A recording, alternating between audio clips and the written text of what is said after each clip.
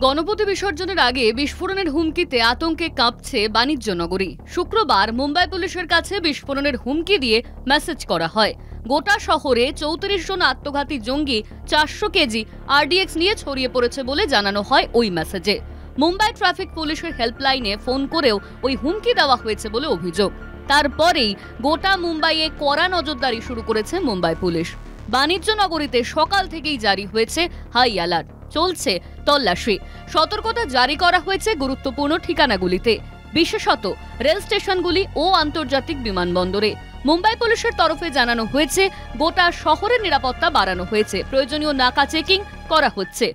उसको देखते हुए हमें सुरक्षा के बहुत उपाय योजना करनी पड़ती है, मेजर्स लेने पड़ते हैं। वो सभी मेजर्स हम लोग ले रहे हैं। हम इसको जो भी सुरक्षा के हिसाब से जो करने की चीजें हैं, उसमें बीडीडीएस चेकिंग है, इंपॉर्टेंट जगह सीसीटीवी, लाइटिंग, चेकिंग सिस्टम्स, हमारी स्ट्राइकिंग का डिप्लॉयमेंट, वो सब चीजें हम लोग कर रहे हैं।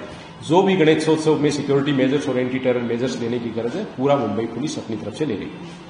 যদিও পুলিশের প্রাথমিক অনুমান ভুয়ো হুমকি বার্তা দেওয়া হয়েছে, তবে কোনো রকম ঝুঁকি নিতে নারাজ মুম্বাই পুলিশ।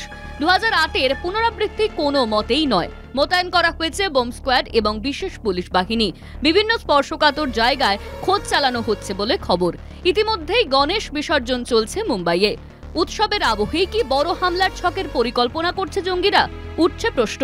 শুধু তাই নয়, 26/11 মুম্বাই হামলার কথাও মাথায় রাখছে পুলিশ। কলকাতা টিভি।